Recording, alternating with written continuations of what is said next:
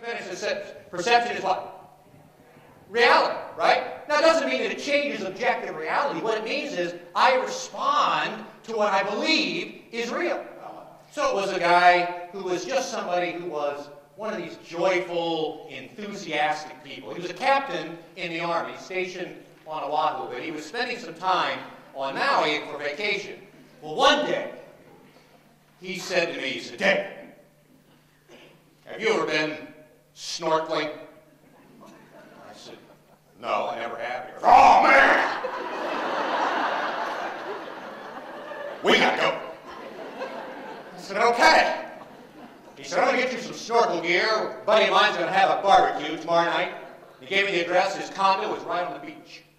He said, "Man, you just get out there at this time, and I'm going to show you. You just be ready to see some amazing stuff." So I was all excited, and I said, "Okay, I'll be there, Roger." And he walked away, and I was like, "Man, that's great. I'm going to go snorkeling." And as he walked away, I thought, what if I should have mentioned to him, I don't really, swim. So we got in the water, and I'm trying to remember my first grade Red Cross, what is it, Zake, Eagle, chicken, hamster, I don't know what they are. But I'm trying to remember that move, as I'm getting to the water. And they start to pull ahead. Now my mask, because it's not mine, it doesn't fit very well. So it leaks. And it slowly fills up with water. So I have to stop every few feet and empty it. Meanwhile, they're getting farther ahead. Now here's the thing. I'm from Ohio, and I graduated from high school in the 70s. So you take somebody with that background, about my age group, you put them in the ocean. There's really only one thing on your mind. Jaws.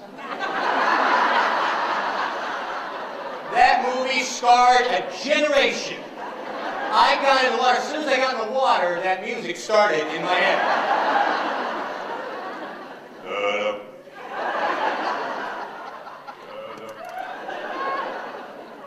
And I am so worried about sharks. Now, people will tell you. Have you ever heard people tell you that, there's more chance of you being struck by lightning than by being attacked by a shark? And that is true, statistically, that is true, as long as you stay on dry land. When you get in the ocean, those odds skyrocket.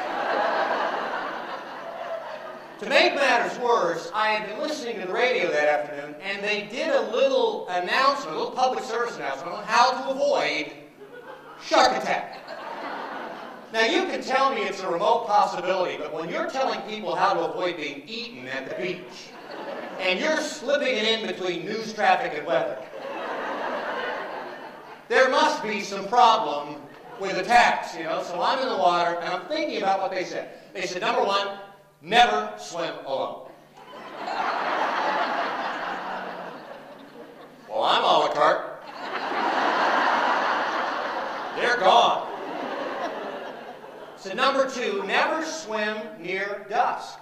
Well, it wasn't really near dusk, but it was late afternoon, and I thought, you know what? I've been with the retirees in Florida enough times to know how much some people like an early bird special. I'm going to bet there are some sharks that would go for that dining option. And the third thing was never swim in murky water. Well, the wind had been blowing pretty good, so it really stirred up the sediment. You couldn't really see much. It wasn't even a very good snorkel trip for that day. So I just thought, man, ring the dinner bell. I'm the blue plate special. This is it. And I'm getting more and more afraid, and everything, I'm thinking, I think I saw a fin. Was that a shadow? Something touched my foot, I was terrified. And I'm also getting tired. I'm getting winded from all the exertion, And I ripped the mask off of my face because I couldn't get any air to that stupid bendy straw. And I thought, I can't can't go. There's no way I'm going to make it out to that. And I turned back toward shore, thinking I'm just going back to shore. I couldn't believe how far I had come. I was halfway in between the sandbar and the shore. I just thought, this is it. I'm not going to make it. I am not going to make it. And I tried to strike for shore, you know, at 2 or 3 strokes. All of a sudden, the wave hit me in the face, and I swallowed. I swallowed salt water. I thought, oh, that's not good. I've seen enough old movies. You drink seawater, you go crazy and drown. And I'm getting exhausted, and I'm terrified that the sharks are closing in, and I'm going to slip beneath the deep waves. And I start to do the last thing you do before you really do drown, and it's just... And I'm going to believe it was God speaking to me. He said, stop. And I stopped. And I realized my only hope of surviving this was to get a second wind. It didn't matter if there were predators or not. I was going to die anyway. So I stopped. And I thought, I'm going to tread water. I'm just going to get a second wind. I'm not going to look to see how far I have to go. I don't want to see any of this. I'm just going to... And I did. I began to tread water. I began to do those breathing exercises. I felt my heart rate begin to drop. I started to feel strength kind of surging back into the muscles there. This is good. This is good. I'm going to be all right. I'm going to be all right. And as I did that, my body relaxed. My feet drifted beneath me. And all of a sudden,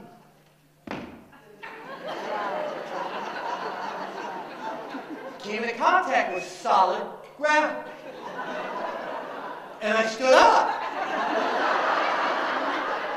And the water only came to here. And they told me later, they said, well, that's about the depth all the way to the sandbar. I could have walked! But I almost died. Why? You know, I would have been just as dead. I would have died. I don't know what they would have put on the death certificate. You know, death by misadventure, death by drowning. I don't know. The truth would have been I died of a mine shark attack. A perception that I had. They would have been on the news that night saying, a man from Ohio was found in 50 inches of water in full snorkel gear. Dead. Police are still investigating. But see, that's the nature and the power of perception.